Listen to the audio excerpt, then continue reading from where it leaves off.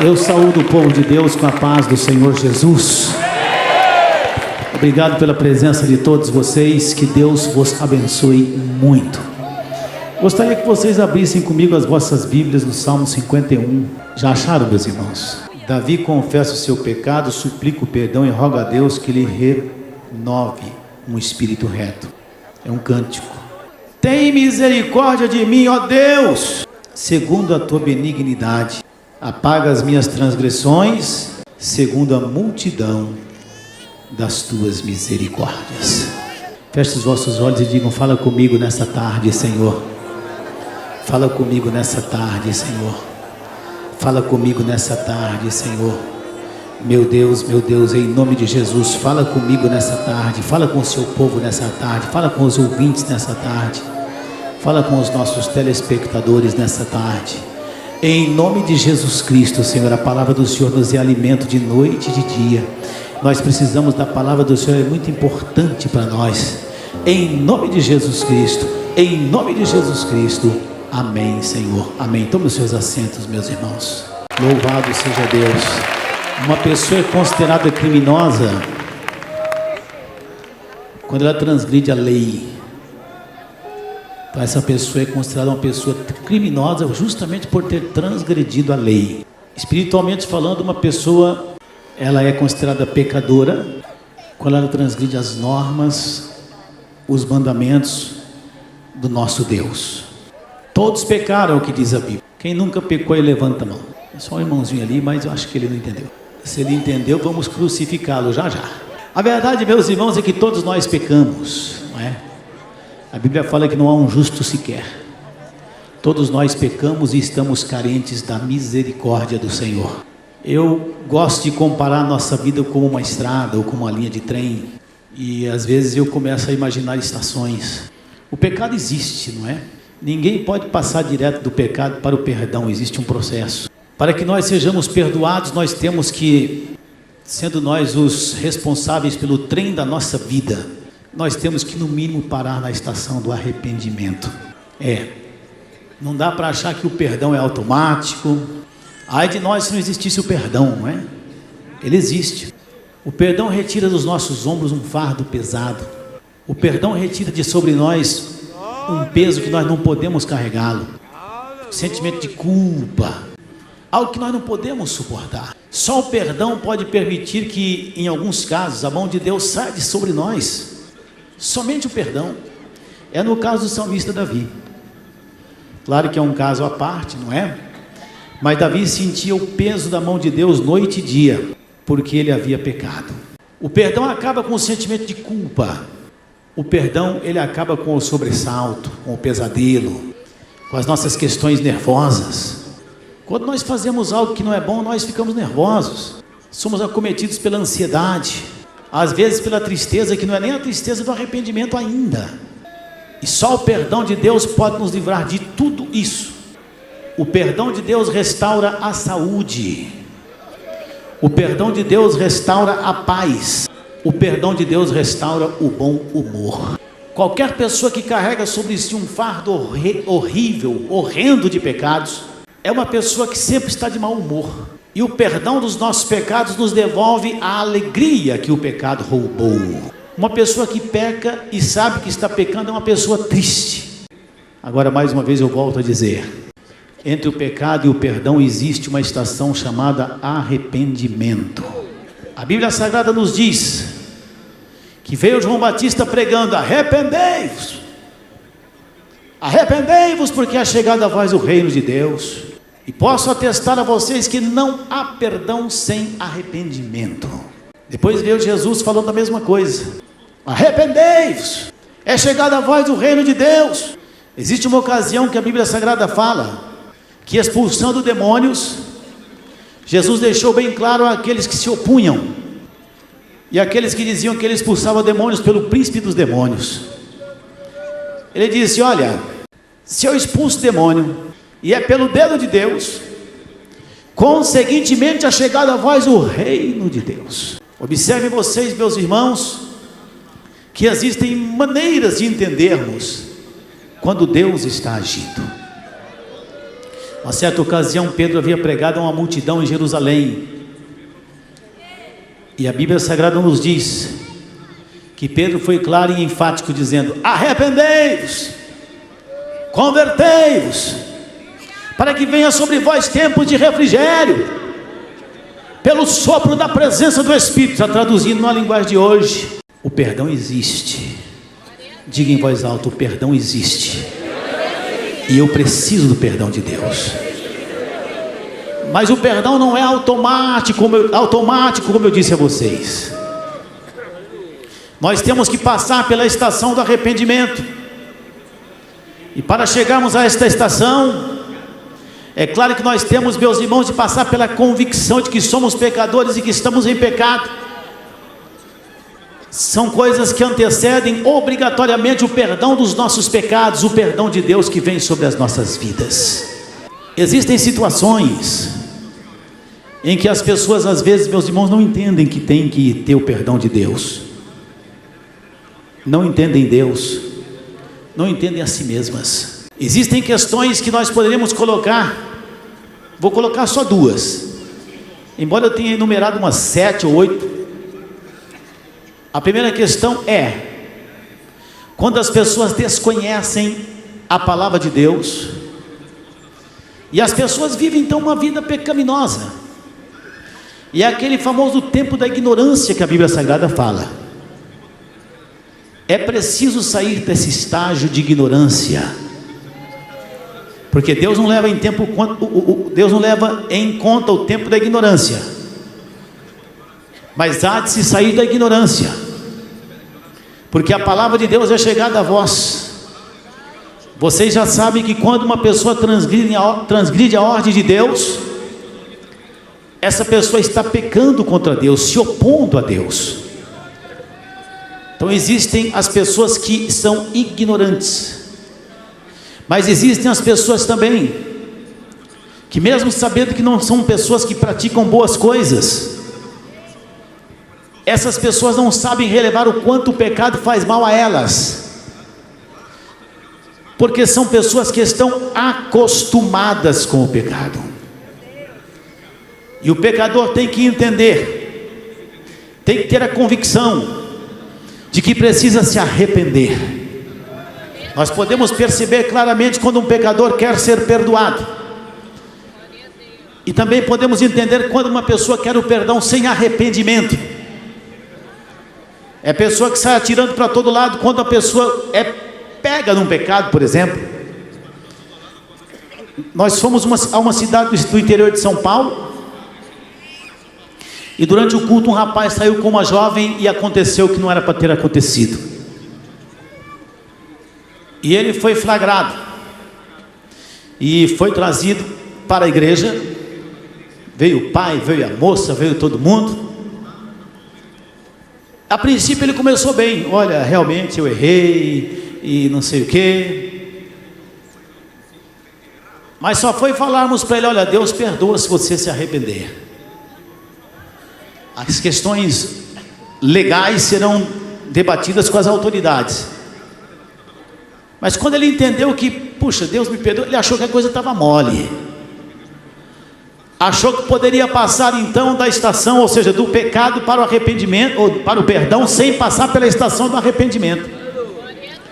E a gente percebe quando isso acontece, porque a pessoa começa a tirar pedras para tudo e quanto é lado. De repente, contra qualquer tipo de prognóstico, aquele rapaz, ao invés de se arrepender, pedir perdão, não, ele começou a tirar. É porque o fulano de tal faz pior do que eu. É porque o ciclano de não sei o que lá fez isso e fez aquilo. Perdão sem arrependimento, perdão achando que comparar o seu pecado aos dos outros produz perdão. E não é isso que a Bíblia Sagrada fala.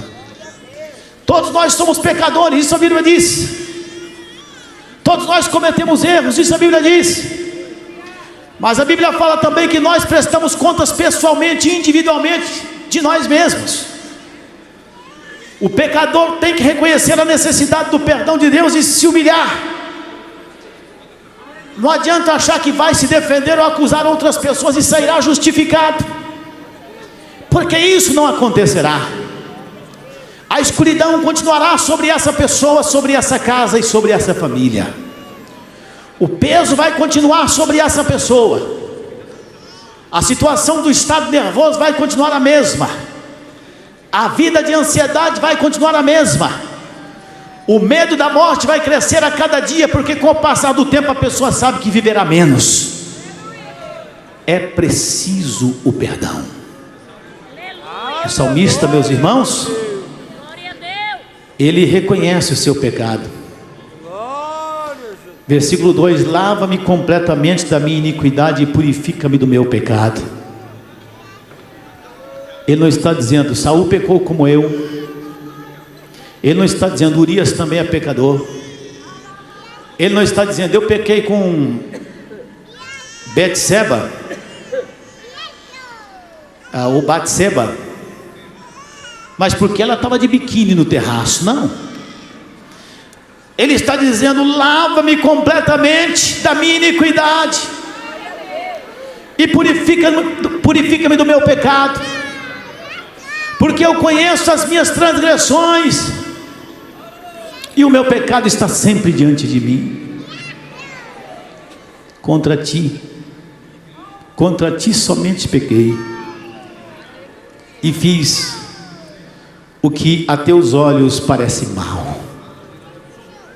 O salmista não está buscando justificar-se. Ele clama, ele se ajoelha, ele confessa. O pecador arrependido entende as consequências naturais do seu pecado e suporta calado e humildemente as situações que são passageiras se houver arrependimento e perdão. Ele sabe que precisa passar por isso. Ele sabe que tem que reconhecer onde foi que aconteceu o erro. Se o salmista quisesse o pecado sem o arrependimento, certamente ele faria diferente. Ele poderia dar umas explicações, como tem sido comuns as explicações nos dias de hoje. Como eu disse a vocês, Davi estava na sua casa e Batseba estava no terraço da casa dela e tomava sol, aquele solzinho. Talvez o médico tenha dito para ela: você precisa de vitamina D, né? Mas a verdade é que a Bíblia não fala isso, e eu creio que não.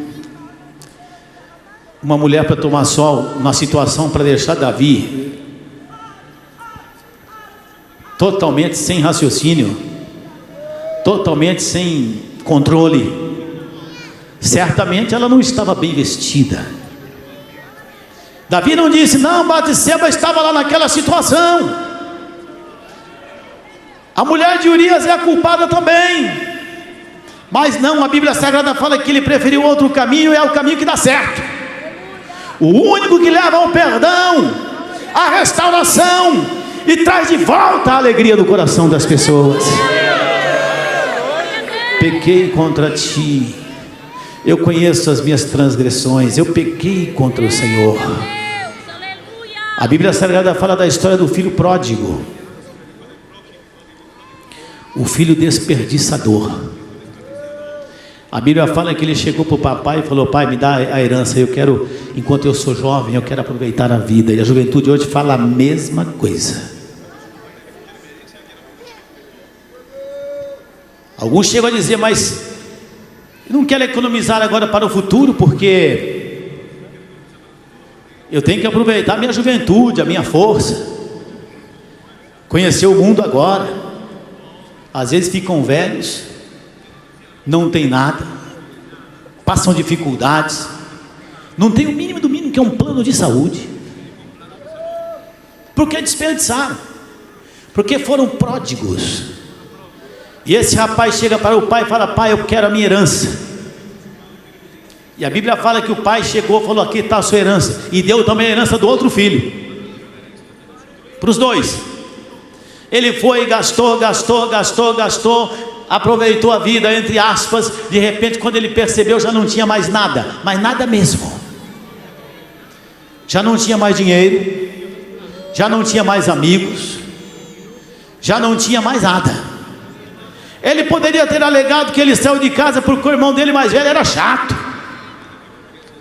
O meu irmão mais velho é meio chato, então vou sair de casa que acha melhor. Mas quando ele se viu nessa situação, ele preferiu o caminho do arrependimento. Ele disse: pai, pequei contra o céu e pequei contra ti. Eu quero voltar, pai. Nem que eu não seja digno de ser chamado seu filho, eu quero voltar, porque eu estou arrependido. É assim que se quebra, meus irmãos, o elo do pecado. Essa escolha mudou a vida do filho pródigo e acabou redundando numa grande festa. Recebeu de novo o anel, as sandálias, os calçados, e o pai ainda matou o boi cevado, picanha e filé mignon da boa, porque se arrependeu, foi recebido pelo pai e foi perdoado. Não resista se Deus está falando contigo. Você que não conhece a Deus, talvez você não tenha a dimensão do quanto você faz mal quando você peca contra Deus. Mas a partir de hoje você sai da estação da ignorância, porque todos nós pecamos e todos nós precisamos nos arrepender dos nossos pecados. A partir de hoje você tem a oportunidade de ver a sua vida restaurada, deixar de lado completamente essa vida miserável, essa vida com esse fardo horrível, deixar de uma vez por todas esse sentimento de culpa que te consome de noite e de dia. Quantas pessoas estão aqui que não são pessoas ignorantes, são pessoas que cometeram erros e sabem que cometeram erros, e estão com medo de Deus, não se aproximam, não se envolvem, acham que o tempo vai apagar o pecado. Tempo não apaga pecado. O que apaga o pecado é você confessar o seu pecado e arrependido pedir perdão. É assim que o seu pecado é apagado, é assim que o seu pecado é perdoado. Olha, meus irmãos, lá no céu não entra pecado, lá no céu não entra nenhum tipo de pecado. Você precisa hoje sair daqui na situação que o salmista coloca, do versículo 10 ao 12: cria em mim, ó Deus, um coração puro, e renova em mim um espírito reto. Não me lances fora da tua presença, e não retires de mim o teu Espírito Santo. Torna-me a dar a alegria da tua salvação, e sustém-me com um espírito voluntário. Meus irmãos, que oportunidade para sairmos daqui flutuando na presença de Deus. Que oportunidade para falarmos com Deus: Senhor, eu reconheço que eu não tenho sido bom para o Senhor, ou seja, eu reconheço que eu tenho sido faltoso para contigo. Pai, purifica-me, perdoa, renova em mim um espírito novo, um coração reto. Senhor, não me lance fora da sua presença. Senhor, eu quero de novo a alegria da tua salvação. E você vai ver o quanto é gostoso se livrar do fardo.